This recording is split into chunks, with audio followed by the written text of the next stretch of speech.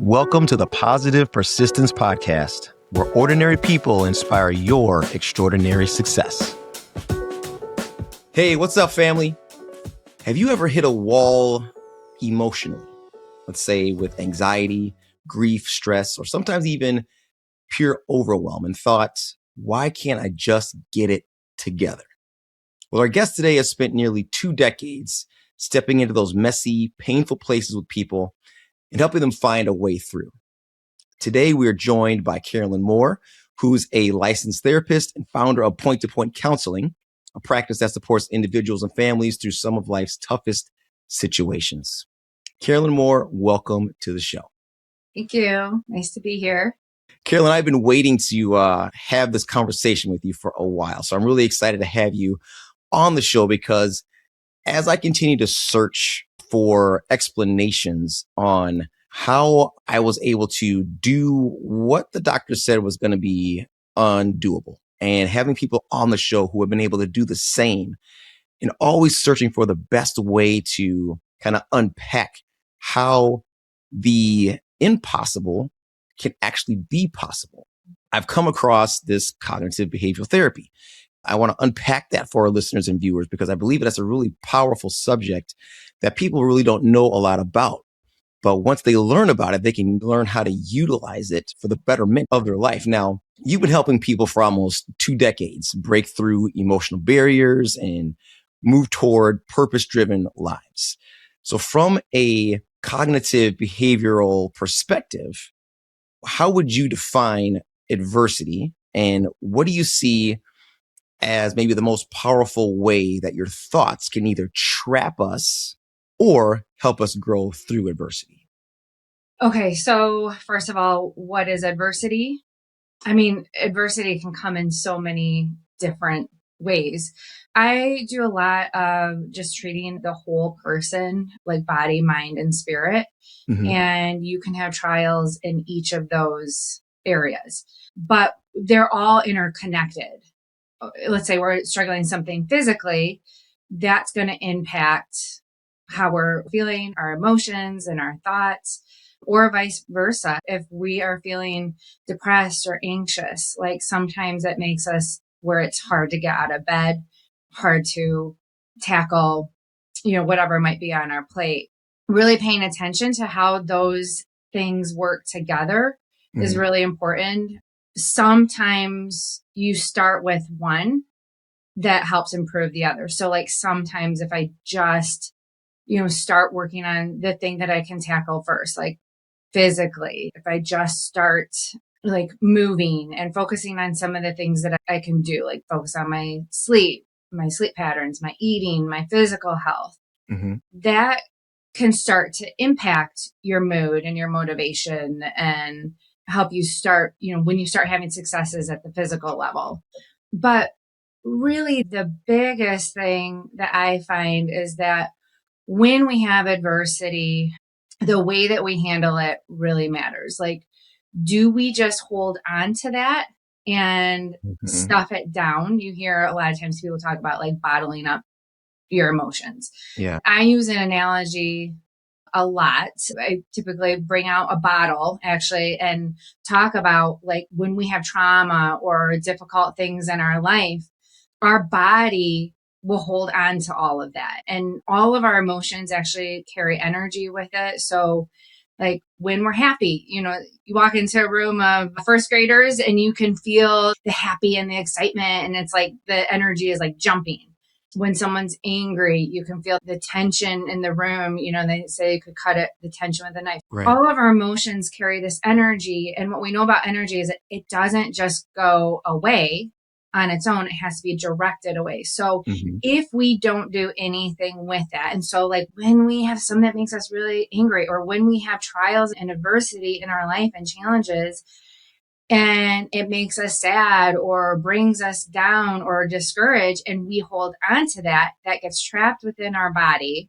And if we just like push it down or we distract ourselves away from it and we don't really process it, then that takes a toll on how we're going to show up in life and how we're going to deal with the different challenges that may come. So that's where cognitive behavioral therapy is so important, because with that bottle, I talk about that energy kind of being like carbonation and pop. And when that gets really full, and then you have some challenge in life that shakes it up, suddenly you're kind of exploding. And those explosions could look all different types of way. I mean, it could be like being like, I quit, or I'm stuck, or I'm done.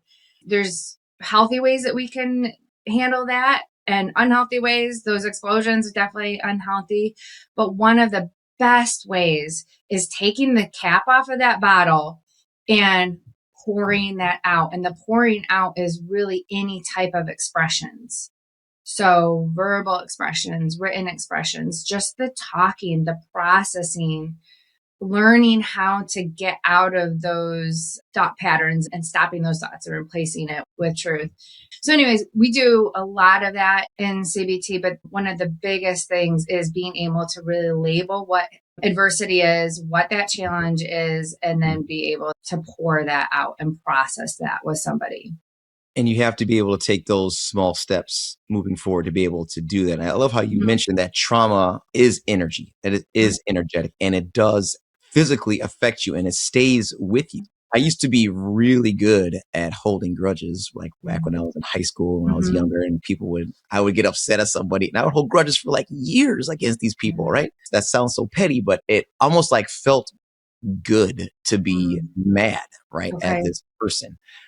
But I didn't realize that wasn't hurting them. It was hurting me, because I was holding on to that negativity. I was holding on to that toxic energy that, like you said, energy, you can't create it or destroy it. You have to do something with it. And if we're holding on to that negativity, all that does is that just defeats us. And once it's in your body like that, your body will experience that energy, but it doesn't necessarily know why. There's a great book on The Body Keeps Score, and your body remembers trauma and what happens to it. So the body does. So like, maybe the grudges could have started from somebody significant in your life wronged you and never apologized. So your body remembers what that felt like. And so it wants to hold on to it until it can get some resolve. But our mind has to be the one to start to inform the body of what that is and label that and let it go. Because like you said, it doesn't do anything to the other person. It only starts to affect you. And typically then that comes out, and when we are holding negative energy and stuff, that starts to come out in like illnesses and injury in our body. Right. So you start having that dis-ease, otherwise known as disease. Yeah. So, yeah. Yeah. Yeah, absolutely. Now, I know that CBT, or cognitive behavioral therapy, talks a lot about cognitive distortions or unhelpful thought patterns. In the clients that you see, what are some of maybe the top 2 or 3 distorted thoughts, if you want to label it as such, that tend to show up when people are going through really hard seasons in their life or hard situations? I can't do this. I quit. I'm not enough. I don't have help. I'm alone.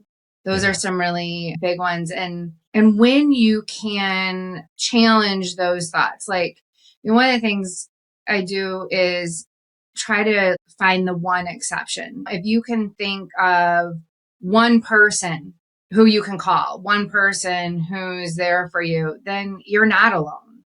If you can take one more step in something, then you can do this. I often bring back that Thomas the Engine story of the, like, I think I can, I think I can, I think I can, that story, because even though it's a child's book, it's really powerful, because that engine, it really was, he didn't think that he could do it. And it really was that, like, repeating to himself, I think I can, I think I can, I think I can. And then it's like, I know I can. And when you can capture and take captive those negative thoughts that trap you and really aren't true, then you can, when you can turn it towards truth and then just put that on repeat. And then a lot of times, once you have one instant of success or where you can do it, then you can build on that more and more. The momentum just changes everything in the right direction for you. Why is it so easy for us to have those negative thoughts where we're thinking about like nothing's going to change? I'm stuck. I can't seem to move forward. Why is it so hard for us to step out of ourselves and ask ourselves, like, what's the evidence of this that I can't succeed? Or what's the evidence of nothing's going to change? Because I'm sure you can ask those questions to your clients, like, what's the evidence for you having these negative thoughts? But for them, it's so easy for us, I'll put myself in that position, to think negatively and not think outside of the box and say, okay, well, what's the actual evidence you have that you are not good enough or that you're not going to succeed? Why is it so hard for us to see outside of that? Okay, not a neuroscientist, but I do love following what they have to say on it. One of my favorites is Dr. Caroline Leaf. She talks about, so like, and they look at the images of what's going on in the brain, and our brains actually make these neural pathways. When we start repeating some kind of negative thought, when we have 3 negative thoughts, it creates a little like train track. And then you think another 3 negative thoughts, and that makes a link. 3 more, 3 more. So like 12 of those makes a whole new kind of like negative pathway in our brain. And so suddenly our brain starts going on this negative path. So that, there's a phrase too, that negativity breeds negativity. Like that's literally what is going on in our brain. And we suddenly develop these high speed trains. And so like if we have, let's say we take a test and we don't do very well, and suddenly we're like, I'm not good enough. I'm not smart enough. And right there, I mean, I put 2 together right there. I'm not good enough. I'm not smart enough. I'm not going to be able to do this. I'm going to fail. Right. And so suddenly we start making these connections, and I actually call it tornado of thoughts, like where you have like one initial, like maybe you have this thought of like, okay, I have a test coming up, and you start thinking about that test and you start pairing all of those negative thoughts that you've had, and suddenly very, very fast, like swirls like a tornado, suddenly you arrive at the conclusion that I'm going to fail. And it just happens so fast because we actually almost like rewrite our brains to do that. But again, that's tornadoes. They're destructive. They ruin things. So we have to learn how to capture really just even that first thought. And if we can stop, so like I have a test coming up and I think, okay, I can study. I know this information and I can get help. I've done well on tests before. So the opposite is actually true. We can actually build positive pathways in our brain. So you hear a lot of times like the rule of 3 for gratitude and positive thoughts. And that is why. Because when you pair 3 positive thoughts, you are actually creating a new positive pathway in your brain. So we can actually rewrite our brain pathways. It's really awesome because that makes actually, a lot of times we feel like whatever adversity is in our life or depression, anxiety, or whatever we're going through, we feel like it controls us, but really we control it. We just have to be the master of it, the conductor of it. We have to change which direction it's going, and we can. And that is so powerful of what you just said, is that we're in control of it. Now, how you talked about it, Dr. Joe Dispenza talks about thoughts and emotions that fire together, wire together, and that can go either way, right? Positively or negatively. So we're talking about like neuroplasticity, right? Which of course I am not a neuroscientist either, but interested in those things. But the point is that ability to be aware, being aware of your thoughts. So you can catch that negative thought as soon as it pops up. So you can then flip the script and change it into something positive and not allow yourself to start linking those negative thoughts together that create that tornado of thoughts before it gets started. Does it come down to like just being aware, just awareness in general? Yeah. Well, and that's why where I was talking about like the processing part is really, really important. And what I would call even just like labeling. Sometimes it just starts with like, what am I actually feeling? Like, what is this and why? Or catching and figuring out, where did it start? Where did this come from? So you're looking for, what is that starting point? When I was talking about the energy, how it gets trapped in our bodies, like once it's all mixed together, sometimes where we get stuck is where we mislabel what we actually feel or what the correct emotion should be. So I use an analogy of, if you've got two kids, one kid is a bully, he pushes the other kid down. That kid who got pushed down, a lot of times what happens is that kid is going to feel sad and shame. And they start asking questions like, what's wrong with me? And their solution then becomes, I need to do something to change something about myself so that this person likes me or that people like me. It's not that it's wrong. It probably is going to make you sad, but it's actually not what I would say is the correct emotion to get to the correct solution. So in that scenario, if somebody pushes you down and is a bully, your response should be, you stand up and you're like, no, you don't get to do that to me. And I'm going to go and get an adult. I'm going to go get help because I am a person of value. And so the feeling that I should feel is angry, because that anger is going to give me the response, the appropriate response, which is, you can't do this to me and I'm going to stop this. If we don't label that and identify it correctly, then we get stuck trying to have solutions that actually just aren't effective, because really, if somebody does something wrong to us and harms us, we should be mad. It doesn't give us permission to go tackle them back, but we should stop it because that person can't do that to us. If you're listening to this, there's a good chance you're what I call a sidelined achiever. You know you're capable of more, but right now you feel stuck, setback, or like life has benched you. Maybe it was an injury, a diagnosis, a layoff, a failed business, or maybe even a broken relationship. Something knocked you off your path and left you wondering, what now? How do I even start moving forward again? You're fed up feeling this way, but you don't have a clear roadmap out. Here's what I want you to hear. You are not broken. You are not done. You are not disqualified. You're just sidelined. And sidelines are where legendary comebacks are built. And that's exactly why I created the Rinse Method. It's a framework I used to go from being told I'd never run again to crossing a marathon finish line. Rinse is a simple, repeatable process that helps you build real daily resilience. Turn adversity into momentum, tap into the strength you already have, and hold yourself capable of doing what once felt impossible.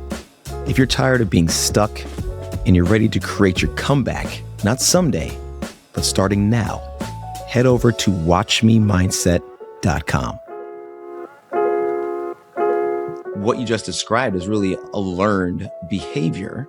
I guess I'm curious, so why do you think that's the default for most people? That's the learned behavior that we have, to feel like a victim, to feel that shame, to feel like there must be something wrong with me, or why don't they like me, or why did they do this to me? Instead of, like you said, standing up and saying, whoa, no, something's wrong with you. Like that's not cool. And you're not going to be able to do that to me again.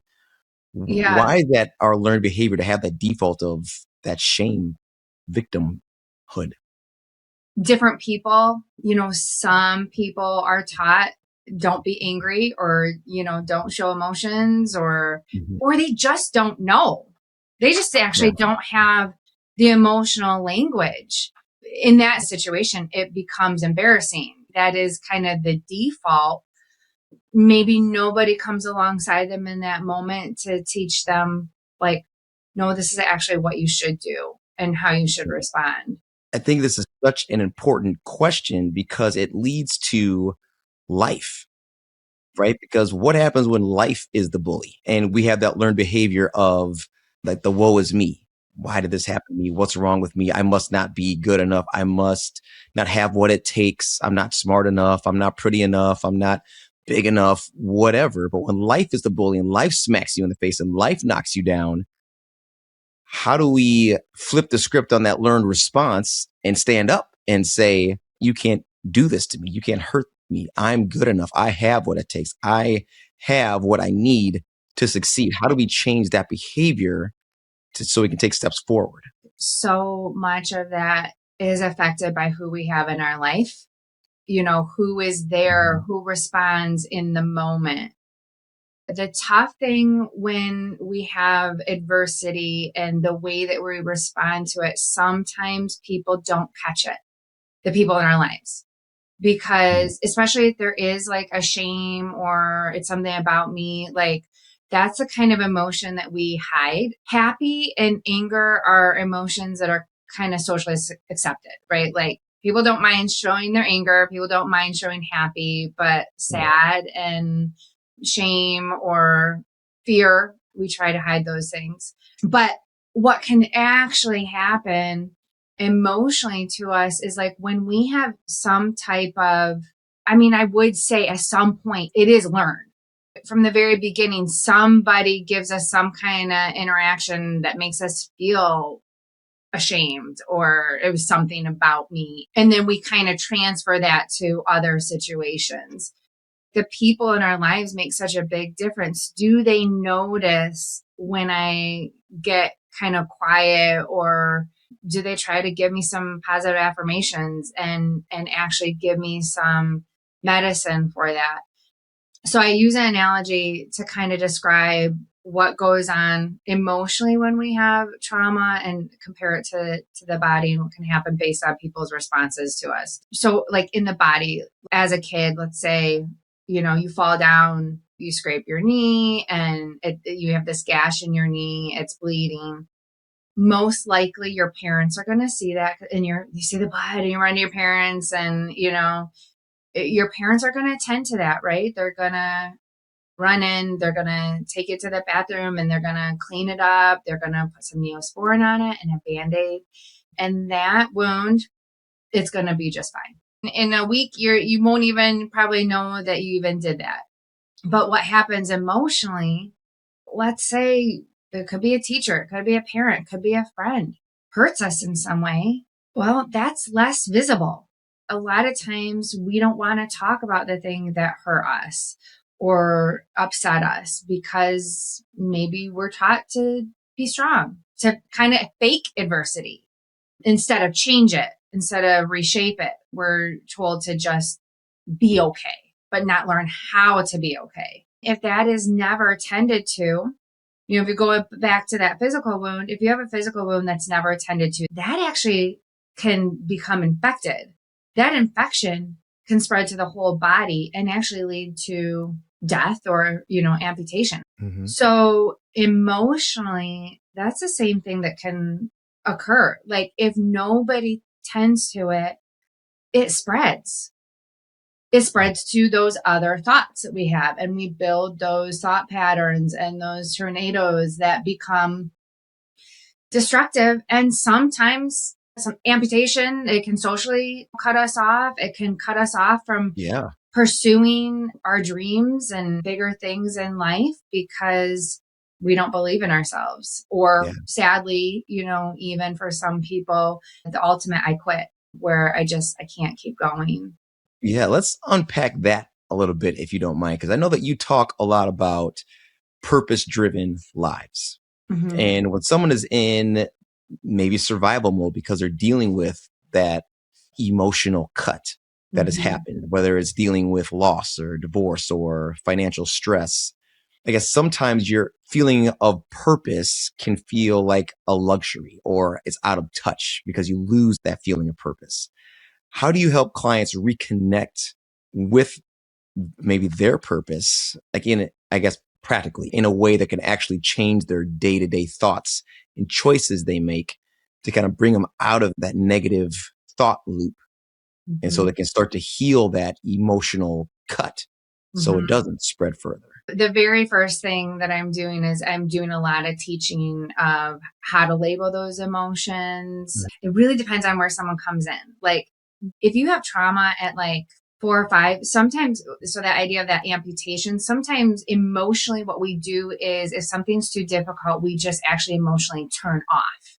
We cut off. Because it's easier to deal with because we're not dealing with it. Yes. Yeah. So just literally emotionally, these are people who they don't super connect in relationships. You might get, where you see them kind of functional. They can function, do a good job at things. A lot of times people that go into the military, for example, like these are because they're not engaging the emotional sphere very much. They learn how to survive and they learn how to attain. Are you familiar with Maslow's hierarchy of needs? Yes. Okay. Our basic needs are survival. Then we have our social emotional, and then we have goals and attainment.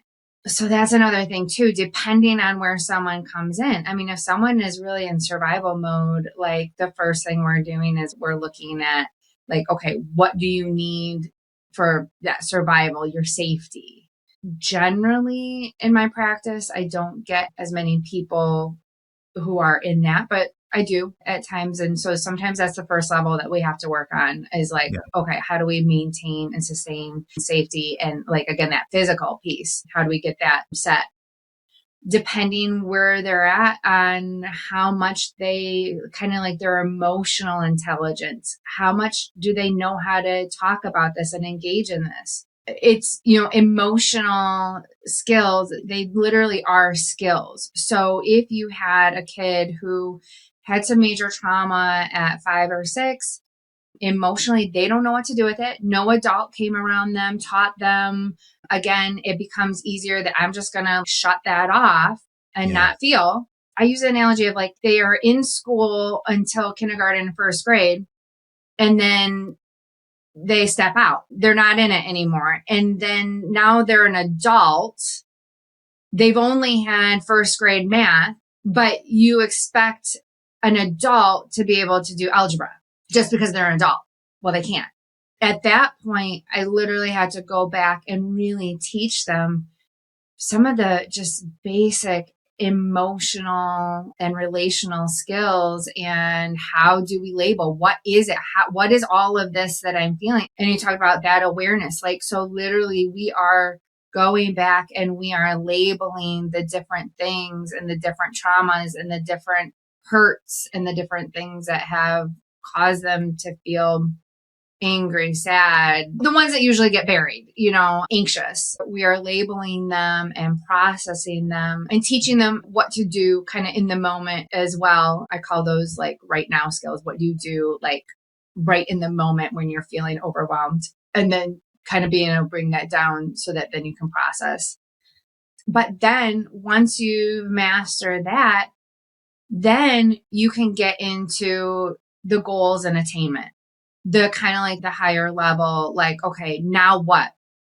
Because now I know what to do when life throws me something, because it will, where you are in life or any, environmental circumstances, you will have things. We all have different challenges, but we will all have challenges. And really even that attainment that comes into the spiritual zone, where do you put your hope and your trust and people seeking God through prayer or even other mentors and people who come alongside them and help encourage them to that next level. It's such an important piece, I think, of any type of healing, at least for me in my own experience, in being able to go back and label some of the emotions that I've had from past trauma in my life. That's the first stepping stone, the first block to understanding why I may feel the way I feel now, or why I get triggered in certain situations now because of something that's happened in the past. And until you are able to understand where that's coming from, you're going to be stuck inside that bottle and you're going to have that carbonation continuously bubbling up and it's going to pop the cork and it's going to come out in frustration or sadness or anger. But it all goes back to really understanding like what is the genesis of some of these emotions that we feel and what the trauma was at the time, so we could actually go back and treat it. Because like you said, like unless you know what it or is coming from or what it was or where it came from, you can't deal with it. Yeah. Well, Carolyn, thank you so much for joining us today. I want to continue this conversation. There's so many more questions I have for you, because I think like what we're talking about today really lends itself to all of too big of a statement, but I think all of the issues that a lot of people have in terms of self-confidence and limiting self-belief and being able to change their mindset into dealing with adversity to actually conquering it and moving forward and believing in themselves and actually having their heart set, their conviction and their mindset and going back to that little engine that could, thinking that I can, in alignment. Because I feel like when those two things are in alignment, like you're unstoppable at that point. Absolutely.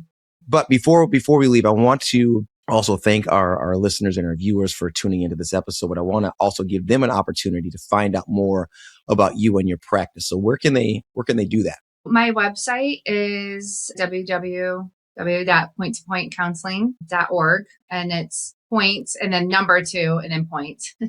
That's the main place to find me. I'm also on Psychology Today, and I have a couple other therapists that work alongside me as well, and they're excellent as well. So yeah, we are happy, and it's been great being able to help the community of Northwest Indiana. Well, thank you again so much. And I appreciate you and your time. And I want to again thank our listeners and viewers for tuning in. And we'll wrap this up like we always do. And remember to stay positive, stay persistent, and know that mindset is everything. And we'll see you next time. Thank you for tuning in and being part of the Positive Persistence family. We're having a great time creating this content, and we truly hope it inspires you to embrace positivity and persistence in your own journey. If this podcast episode inspired you or entertained you, scroll down, hit those stars, and leave a comment or two. Your 5-star reviews and shares encourage us and help us grow the show. So until next time, stay positive, stay persistent, and remember, mindset is everything.